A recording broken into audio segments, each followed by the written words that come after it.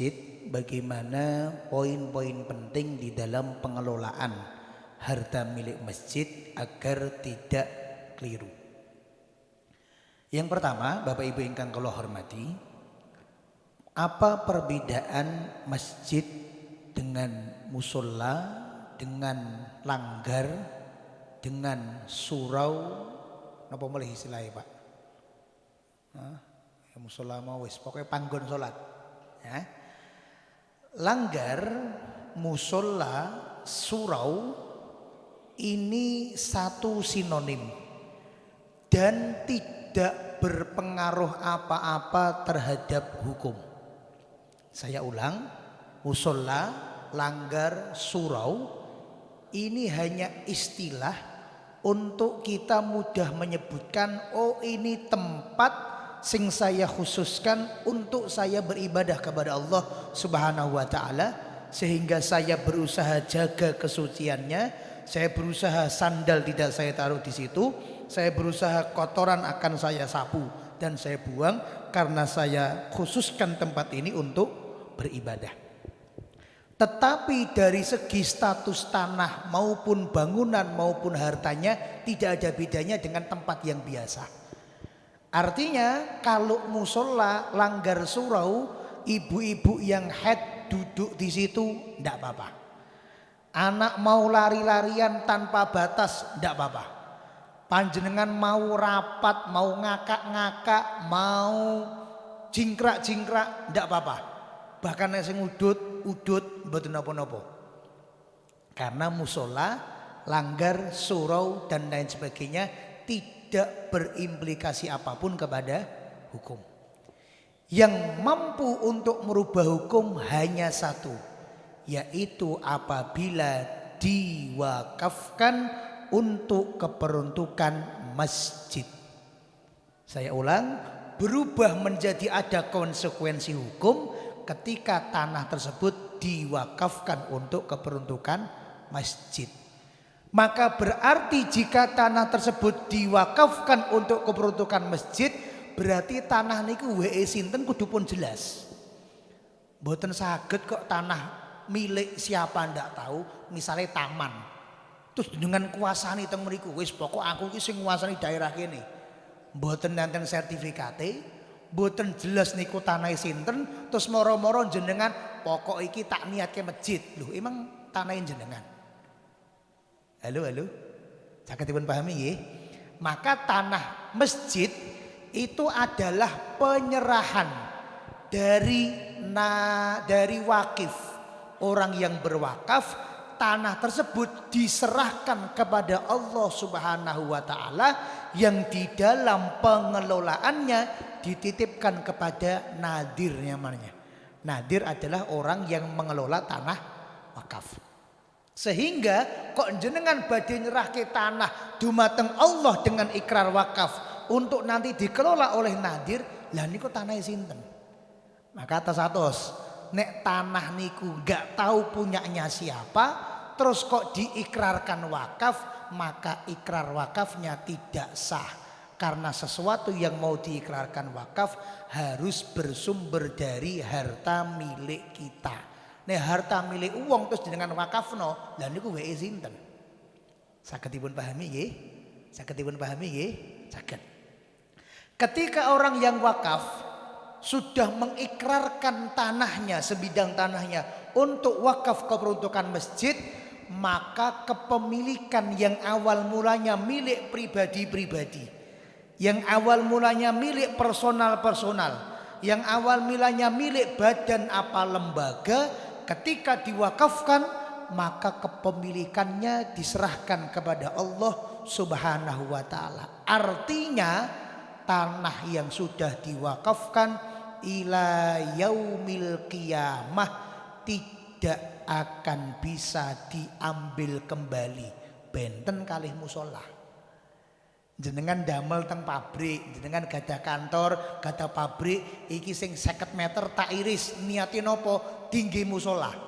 Maka ketika pabrik jenengan boyong, sak musolane dibroke, semua tanah pabrik termasuk musolanya dijual, boleh sah. Tapi nek tiang sing boten paham, hanya termotivasi dengan ustadz-ustadz di TV, ayo bangun masjid, ganjarnya banyak, ayo bangun masjid, ayo bangun masjid, tapi tidak paham konsekuensinya. Akhirnya ketika dia punya tanah 1000 meter, diiris 50 meter untuk masjid, sedangkan sertifikatnya belum diurus untuk wakaf masjid, dan ketika itu pabriknya dipindah ke Jakarta misalnya, maka nyun pangapunten, status 50 meter yang masjid ila yaumil kiamah tidak bisa berganti status. Kok gara-gara ketidakpahaman kita akhirnya melu katut kadol, dan orang yang membeli gak tahu bahwa tanah ini sudah dijadikan masjid, terus malah digawe teng mriku pos satpam, digawe teng mriku kandang anjing, digawe teng mriku rumah tinggi genset dan lain sebagainya, maka orang yang wakaf dan nadirnya berdosa karena tidak bisa menjaga barang wakaf. Saged pun pahami Bapak Ibu semua.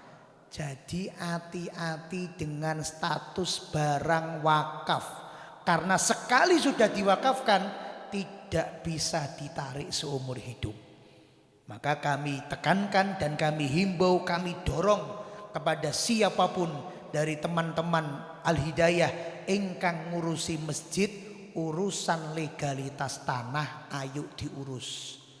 Walaupun cara syariat wakaf niku ajeng jenengan daftar ke teng KUA, ajeng jenengan daftar ke teng BPN napa mboten ngaruh. Angger enten wakife, enten nadire, enten seksine, enten ikrare, enten barang sing badhe pun wakafkan sah. Tapi nyuwun pangapunten, sakniki kathah mboten kasus. Bapake pengen, ya Allah lemahku 1000 meter, pengen tak irisah 100. Saire nimbali kiai, ngrawuhke kiai-kiai, niki nyuwun tulung masjid kula jenengan openi, niki pun kula iris 100 meter kula niati wakaf masjid. Berarti sing wakaf ada, kiai sebagai nadir pengelola ada, saksinya ada, tanah yang mau diwakafkan ada. Tapi begitu kiai ini nyuwun Pak, pundi sertifikate, kula urusi teng KUA, kula urusi teng BPN, biar ini menjadi diiris. Sing 900 meter tetap tanahnya jenengan, sing 100 meter tanah masjid. Kadang sing wakaf mboten usah nggih, jenengan kaya ora ngerti wae, aku kuwi ikhlas. Ora-orane tak jaluk meneh, ora. Kadang ngeten niku. Lah kok bar 5 tahun masjid dadi, sing wakaf mati. Sing wakaf meninggal dunia. Akhirnya anaknya pas kedum warisan, loh iki tanah 1000 meter. Anake telu wis rasa angel-angel, langsung bagi telu. 1, 2, 3 masjid minggato. Kejadian seperti ini banyak. Anake ora ngerti bapake wis wakaf dumateng kiai, pokok ngertine cara sertifikat iki lemahe bapakku. Aku anake, aku ahli warise, wis pokok masjide bongkar. Sepertiga aku, sepertiga adikku, sepertiga adikku ragil, pun masjid minggato. Seperti ini banyak. Enten tiang wakaf teng pondok pesantren, tanahnya mboten diurus secara sertifikat. Anaknya terus ora trimo. Bapakku dhewe aku ora ngerti, nek bapakku kita wakaf ning pesantren, wis pokoke aku ora trimo, ora iso iki kudu hakku. Kathah mboten ngoten niku? Kathah. Maka kami himbau dumateng sinten mawon ingkang mengelola tanah wakaf, baik tanah wakaf masjid, baik tanah wakaf pesantren, enggal-enggal pun urus. Mungkin dereng diurus legalitasnya, salah satu dari wakif atau dari nadir meninggal dunia, mungkin ndak dadi nggak bisa menjaga harta wakaf, dan itu malah jadi dosa sekabehane. Lah malah angel lho Pak. Maka nek pun estu pun wakafaken, sing wakaf nggih cul tenan. Aja kok wakaf tapi sertifikatnya rasa diiris, berarti ra ikhlas. Ora usah diwakafno sisan nek ngoten. Nah, kadang lek enten sing ngoten nggih.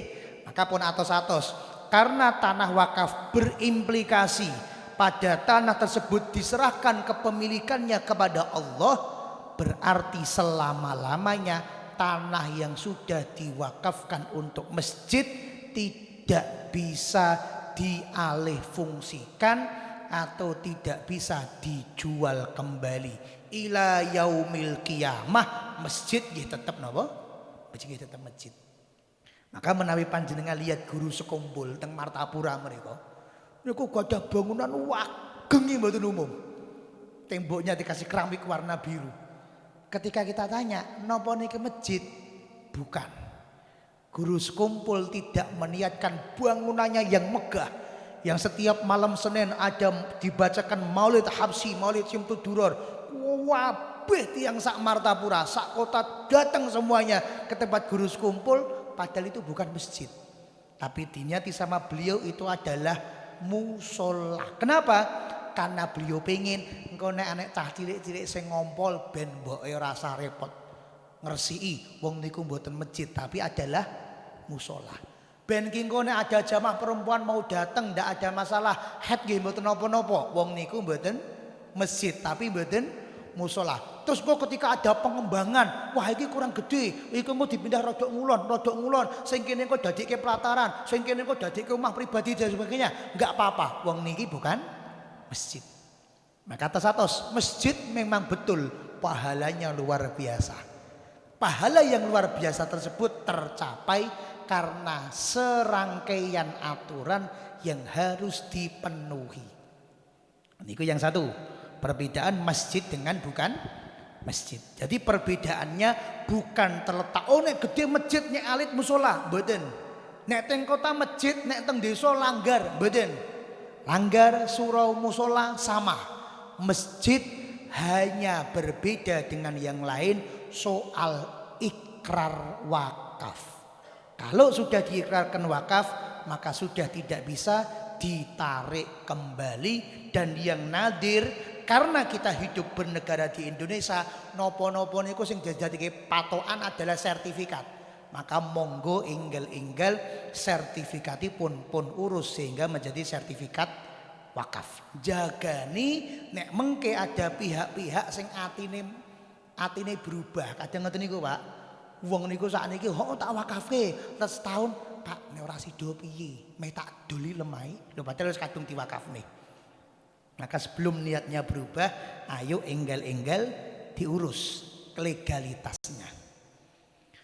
Kemudian yang kedua, perhatian, untuk tanah wakaf yang berupa masjid, maka berarti wajib dijaga hak-hak masjid. Wajib dijaga hak-hak masjid. Contohnya apa? Masjid wajib dijaga kebersihannya, dan apabila ada sesuatu yang mengotori masjid tidak boleh ditunda sampai besok. Wajib seketika itu juga langsung untuk dibersihkan. Dalilnya dari hadis sahih riwayat Imam Muslim, di mana Kanjeng Nabi Muhammad ketika itu terdapat sebuah kejadian ketika Kanjeng Nabi beserta sahabat sedang berada di sekitar masjid, ada satu orang Badui masuk ke Masjid Nabawi, terus kemudian teng pojokan katoke rodok diplorotke, kemaluane dikeluarkan, langsung nguyuh teng pojokan masjid. Oleh para sahabat ketika itu langsung berdiri, langsung ingin menegur orang tadi karena wis wani-wani pipis di pojokan masjid. Sama Kanjeng Nabi Muhammad SAW ditahan. Lalu kemudian nunggu sampai orang yang kencing tadi selesai kencingnya, terus kemudian keluar, dikejar oleh Kanjeng Nabi, dinasihati oleh Kanjeng Nabi, dan Kanjeng Nabi langsung memerintahkan untuk sobbul ma', untuk ngebiur air ke tanah tersebut. Karena ketika itu Masjid Nabawi belum keramikan, masih berupa tanah, sehingga ini ada najis cukup digebiur, karena kan airnya langsung menyerap ke dalam tanah, langsung menyerap ke bumi. Dari hadis ini para ulama mengatakan satu, kalau ada sesuatu yang salah harus wajib diingkari. Wajib dinabakne, wajib diingkari. Oh, ana wong kok ora karo mahrame salaman, kudu ingkar, niku salah. Enek wong kok mendem, kudu ingkar, niku salah. Enek wong kok buka jilbab, wong wedok ning njaba omah didelok wong lanang akeh, kudu ingkar, niku salah. Minimal harus napa? Harus ingkar. Yang kedua, kalau tidak ada penghalang, kita wajib untuk bersegera menasihati. Kalau tidak ada penghalang.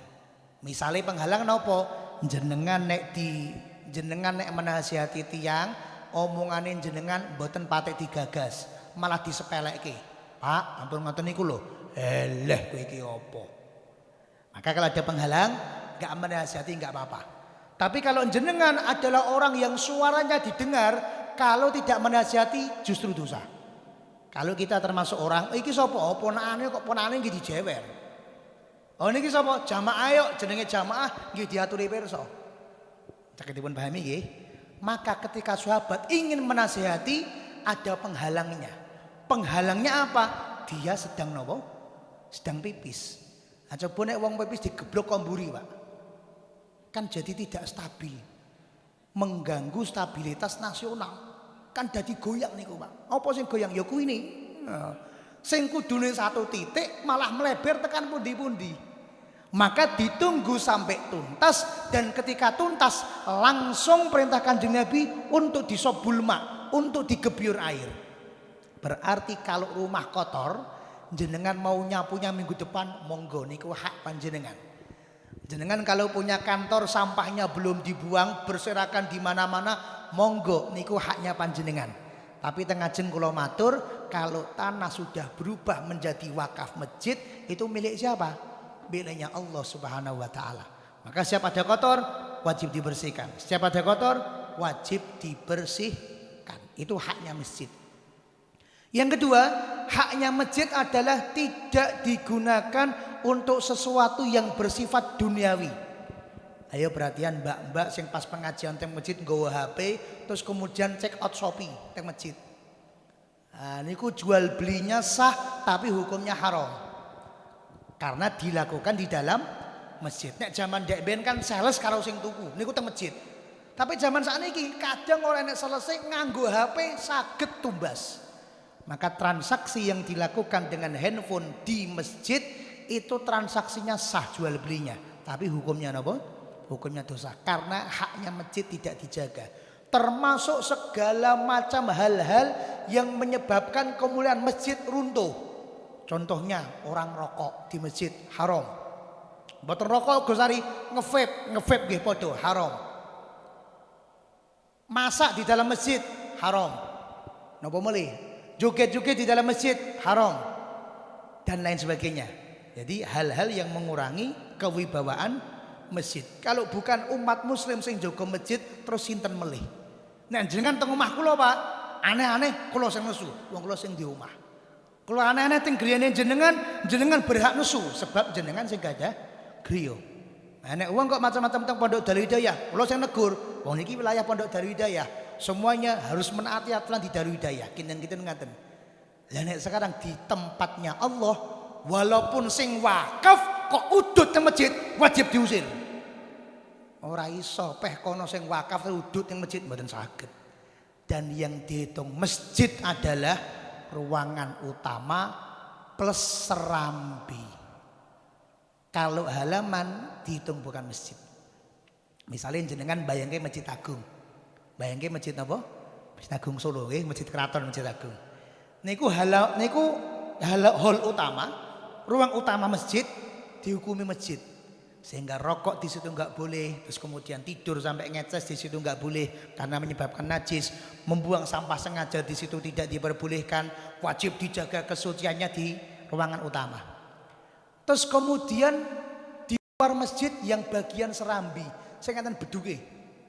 Nggih, sing keramik biru, tegel biru. Serambi masjid termasuk hukumnya masjid. Termasuk hukumnya masjid. Tetapi menawi halaman paving sing teng mriku ya tinggi parkir, sing teng mriku sandal ya boleh masuk, sing teng mriku enten rak-rak sandal, sing teng mriku enten tong sampah, itu bukan dihukumi masjid. Sehingga kok enten tiang rokok di dalam masjid haram, di serambi masjid haram, di halaman masjid boleh.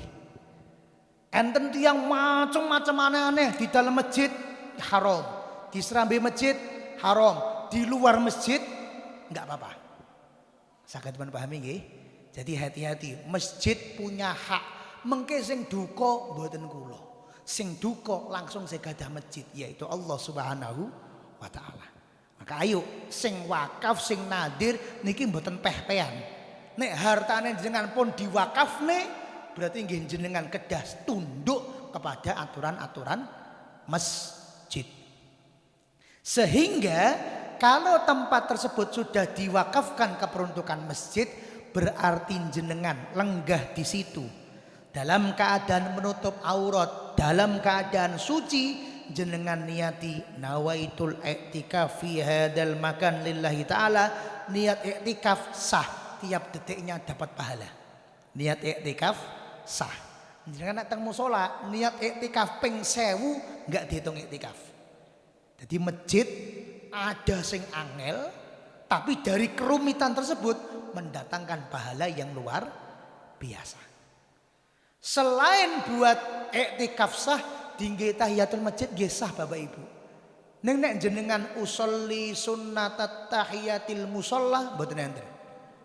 Sunnah tahiyat musalla, sunnah tahiyatul langgar, sunnah tahiyatul surau mboten enten. Tapi nek masjid tahiyatul masjid enten. Maka termasuk nyun pangapunten jenengan jam 5:30 rawuh teng lapangan untuk melaksanakan sholat sunah Idul Adha. Biasanipun tiang-tiang saurunge lenggah do salat 2 rakaat. Pertanyaan kula niku salat napa? Mediarane duha urung manjing wayahe. Sebab duha niku bukan cuma matahari terbit, tapi matahari terbit plus setinggi tombak kira-kira jam 6:05 menit kira-kira. Atau 6 kurang 10 menit tergantung posisi bumi dan posisi matahari. 5:30 kinten-kinten dereng. Kinten-kinten dereng, 5:15 dereng. Meh diwarani duha kok urung manjing wektune. Lah napa? Tahiyatul lapangan nggih mboten enten. Makane cara madzhab Syafi'i nek masjide cekap tetep sing paling afdol Idul Fitri dan Idul Adha diselenggarakan di dalam masjid. Karena ganjaran iktikaf enggak bisa kecuali di masjid, ganjaran tahiyatul masjid enggak bisa kecuali di masjid dan syiarnya umat Islam itu adalah di masjid. Sehingga dalam madzhab Syafi'i salat itu afdolnya jadi satu di masjid besar. Afdolnya. Tapi gandeng sakniki pun usum sak RT salate enek 2 panggon. Sebab napa Gusari? Sebab sing siji salat Jumat, sing siji salat Setu. Biasanya kan gara-gara beda terus akhirnya nggawe dewi-dewi. Ngaten nggih? Itu implikasi-implikasi ketika tanah tersebut sudah diwakafkan untuk masjid. Termasuk cara pengelolaannya Bapak Ibu secara garis besar di dalam kitab Hasyiah Al-Qulyubi juz 3 halaman 108 harta masjid terbagi menjadi 3. Yang pertama adalah harta masjid yang diperuntukkan wakaf berupa tanah atau bangunan. Misalnya kotak infakin jenengan tulisi kotak infak wakaf pembelian tanah masjid. Misalnya masjidnya kurang ombo arep tuku lemah etane panjenengan damel kotak infak. Atau panjenengan damel pamflet di share teng WA. Ayo siapa yang mau ikut wakaf pembebasan tanah untuk wakaf masjid Al Hidayah, ayo kirimkan ke rekening sini. Maka kalau sudah wakaf dan wakafnya sudah jelas diperuntukkan apa, maka uang ini tidak boleh diperuntukkan untuk sesuatu yang lain. Tidak boleh diperuntukkan untuk sesuatu yang lain. Kenapa? Karena ikrarnya wakaf dan sudah jelas keperuntukannya. Artinya apa? Kalau itu wakaf seperti tadi saya terangkan di awal, artinya sampai yaumil kiamah bendanya harus dijaga. Maka atas biasanya pun guru-guru kita ngajari nek panjenengan nerima harta wakaf ampun sing rodok remeh. Sebab nopo? Sebab niku njogone sampai hari kiamat. Wong jenengan nampa wakaf ngapunten kipas angin diniati wakaf. Lah niku lak mesake sing takmir masjid. Sebab nopo kipas model ngeten iki Pak, ora nganti 5 tahun, sing biasane gedhek kiwa tengen, ora nganti 5 tahun gedhek kiwa tok ora iso balik. Nah, ngeten iki tok. Balik nengen ora iso. Lah nek niku diniati wakaf ngapunten, yang dijaga bukan nilainya. Kalau yang dijaga nilainya, kipasnya didol sak payune piro, terus tak tomboki, tak tambahi itu kok ini kipas anyar, boleh. Kalau bukan wakaf. Tapi kalau wakaf yang dijaga itu bukan nilainya, tapi yang dijaga adalah dzatiyah bendanya. Jadi yang dijaga itu kipasnya itu. Sehingga nek rusak didukke jenengan haram karena memutus pahala orang yang wakaf kipas. Jadi wakaf itu adalah sedekah yang bisa mengalir ila yaumil qiyamah, sehingga oleh nadir jenengan wani nampa nggih wani tanggung jawab menjaga kebermanfaatan harta tersebut. Maka ketika kipas angin diwakafkan nek rusak kipasnya jenengan dol mboten pareng, didukke mboten pareng, dipasang ora guna. Sing sebelah kiwa masuk angin, sing sebelah tengen kesumuan. Nek so didandani. Lah nek mboten saged didandani terus pripun? Hanya satu solusinya, jenengan tumbas kipas anyar, templek ke sebelah jebret. Pun hanya itu. Hanya itu. Karpetnya teniki kok diniati wakaf, ngapunten nek cara kula moh. Sebab napa karpetnya teniki urung 20 tahun pun dadi elek. Sedangkan kalau diniati wakaf diambil ndak boleh. Bolehnya ditumpuk. Ya ditumpuk nggih nek mboten gawe rayap, nek tetan ndamel rayap teng ngisore. Sehingga ajaran dari guru-guru kita biasanya pun nek nampi wakaf hanya berupa tanah atau bangunan. Karena jaganya mudah. Maka dulu Habib Anis kita dengar cerita dari guru-guru kita, wekdal hol beberapa hari sebelumnya Pak Wakil Presiden Hamzah Hasrawuh terus matur dumateng Habib Anis, kula badhe niat wakaf karpet tinggi Masjid Riyad niki lantai 1 sampai 4 kula karpet KB kula wakafaken dumateng panjenengan dumateng Masjid Riyad. Apa kata Habib Anis? Pak Hamzah, menawi jenengan percaya kalih kula pundi artone kula sing numbasne, pokok artone nggih kula ngoten mawon. Sebab nek jenengan ikrarke wakaf jenengan apa mboten mesake kula. Berarti kula wajib jaga karpet niki sampai yaumil kiamah. Dan wajib diketahui oleh ahli waris. Oh iki bapak ki entuk tanah wakaf, entuk harta wakaf, entuk karpet wakaf, sehingga wajib dijaga ila yaumil kiamah. Atos. Maka kapan hari kepala pondok Darul Hidayah nanti nerima wakaf Al-Quran, baniku kalau telepon pisah niki tok. Baniku saya enggak mau nerima wakaf Quran. Lah Quran nek diwakafke nggih ngoten. Kadang pun brodol kabeh, diwaca halamane nek sing ilang, nek sing kemakan rayap. Meh dilereni, disinggahne ora entuk sebab niki wakaf. Ajeng dinapakne. Ajeng dinapakne. Di bojo sing cerewet niku Pak, nek jere Mbah Maimun Zubair niku padha karo Quran sing wis iso diwaca. Kuwi iki karepe apa ora mudeng tapi diguwak dosa. Lah niku padha karo bojo sing cerewet nggih. Nggih ibu-ibu ngapunten niki nggih, ngapunten. Bojo sing cerewet niku ibaratnya kaya Quran sing wis iso diwaca. Kuwi iki karepe apa ora mudeng pokoke, tapi nek diguwak dosa. Lah solusine jenengan tumbas Quran anyar melih Pak. Lah ngoten solusine nggih. Nah Qurane sing lawas dadike museum. Nah tumbas Quran anyar melih kersane saged maca Quran to Pak. Ngoten lho nggih. Iki Didik setuju Gus. Ha iki Didik. Nah iki amalane Mas Didik nek Qurane wis ra iso diwaca ya berarti tuku Quran sing anyar. Bapak setuju iki ketoke. Niku nggih sagedipun pahami nggih, maka hati-hati untuk panjenengan sing ngopeni pondok, sing ngopeni panti asuhan, sing ngopeni napa mawon, hati-hati nek nampa barang wakaf. Wakaf niku sesuatu sing medeni. Medeni napa? Ada kewajiban kita sebagai nadir untuk menjaga barang tersebut ila yaumil qiyamah. Sehingga ketika ada uang masuk diniati wakaf dan sudah jelas keperuntukannya tanah, wajib dibelikan tanah. Kok ternyata ya Allah enek satu donatur. Wes Gus, pokok tanah masjid butuhnya pirang atus juta, aku sing nutup. Padahal kula pun kadung buka. Padahal kula pun kadung buka napa? Sedekah untuk tanah wakaf perluasan masjid. Maka harta yang sudah terlanjur saya kumpulkan ini boleh untuk saya gunakan kepada hal yang lain asalkan mendapatkan izin dari orang yang wakaf. Maka orang yang wakaf niku kita beritahukan, Bapak nyun pangapunten, ikrarnya tolong dirubah. Wakaf nggak apa-apa, tapi gara-gara tanah sudah ada yang genepi, sudah ada yang nutup, makanya pangapunten niki uang panjenengan niatkan wakaf akan kita gunakan untuk bangunan. Lah mengke bangunan pripun Gosari?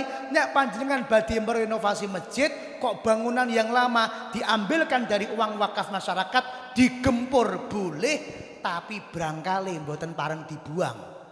Ditumpuk dadekne urukan. Kersane tetap bermanfaat. Saken pun pahami Bapak Ibu sedanten nggih. Maka hati-hati, satu tentang harta wakaf. Yang kedua, uang masjid juga bisa berasal dari sumbangan jamaah atau sumbangan masyarakat, tapi keperuntukannya sudah ditentukan.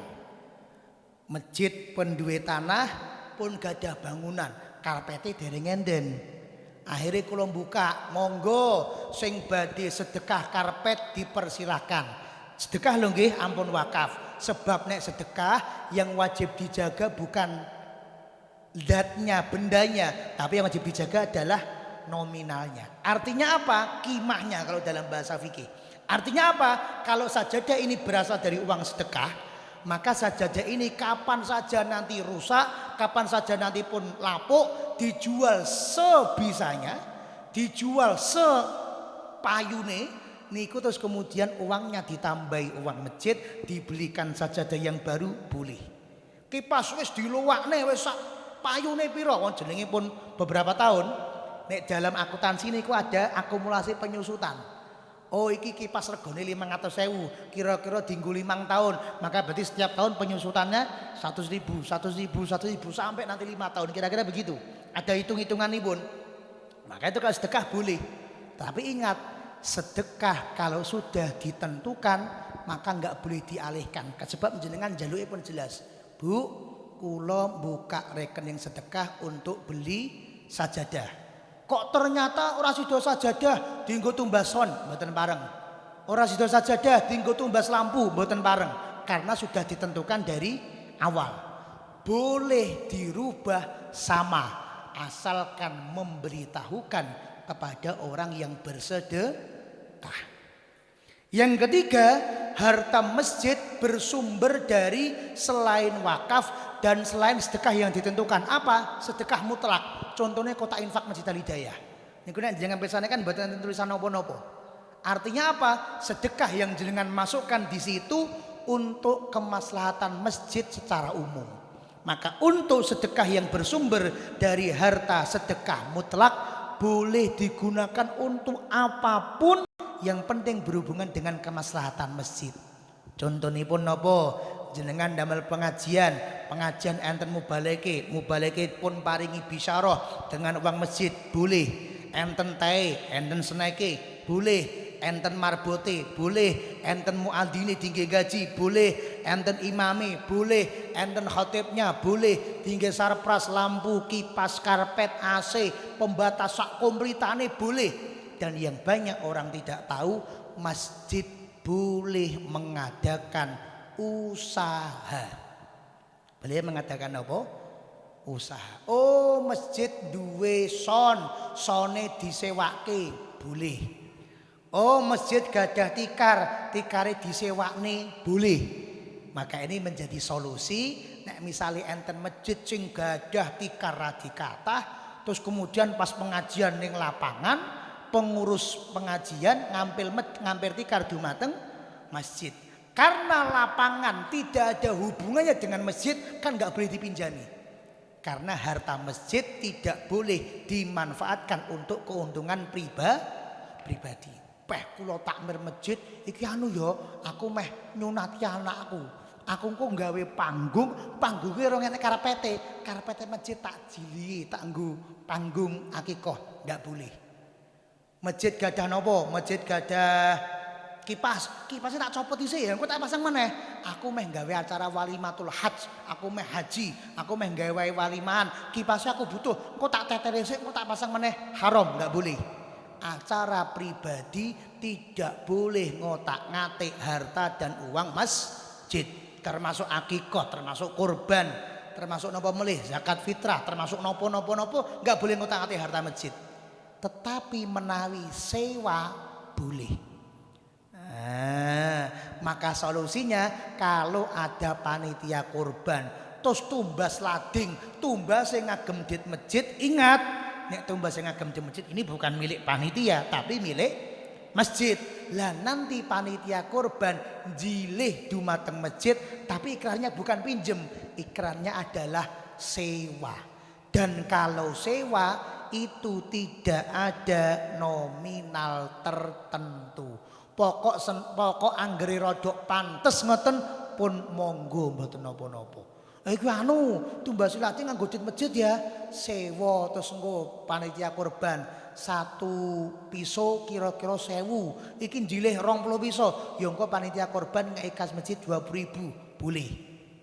Jadi masjid harus mendapat keuntungan, entah berupa keuntungan berupa pahala, entah berupa keuntungan berupa uang yang kemudian hasilnya untuk menambah kasnya masjid. Hati-hati sing panitia kurban jadi satu dengan takmir masjid biasanya ora iso bedakne endi sing keperluan masjid mana yang keperluan kurban. Sami kali Pak Jokowi, Pak Jokowi nek teng griya nggih bapak anake mboten nyeluk Pak Presiden yang saya hormati nggih mboten. Nyeluke nggih bapak. Tapi ketika di kantor presiden nggih nyeluke presiden. Jelas nggih? Maka nek presiden berarti dia boleh menggunakan semua fasilitas negara, tapi nek menggunakan acara pribadi nggih mboten pareng secara undang-undang. Bisa dipahami nggih? Itu 3 pengelompokan di dalam mempergunakan kas masjid. Hati-hati dan waspada karena masjid sudah bukan milik yang wakaf, masjid bukan milik takmir, tapi masjid murni miliknya Allah Subhanahu wa taala. Oleh karena itu jenengan lenggah teng jero masjid entuk ganjaran. Karena sing maringi ganjaran Allah, bukan sing wakaf. Sing wakaf mendapatkan pahala paling besar. Sebab semua kegiatan yang ada di masjid tersebut sing wakaf pikantuk paling banyak. Maka awak dhewe nek iso wakaf, wakaf. Ora iso wakaf melu bangun. Ora iso melu bangun, melu makmurne. Lah sakniki wis wakaf ora, bangun ora cawe-cawe, enek pengajian malah mbok bubarne. Lah kowe kuwi entuk apa sesuk ning akhirat? Wis melu ngewangi ora, melu bangun ora, melu wakaf ora. Wah nek kegiatan kok malah mbok gembosi iki karepe piye? Maka kita kalau ada tempat-tempat yang mulia jangan sampai tidak ikut cawe-cawe. Ayo nderek cawe-cawe. Tapi cawe-cawenya dalam kegiatan yang positif kersane pikantuk amal jariyah. Insyaallah begitu.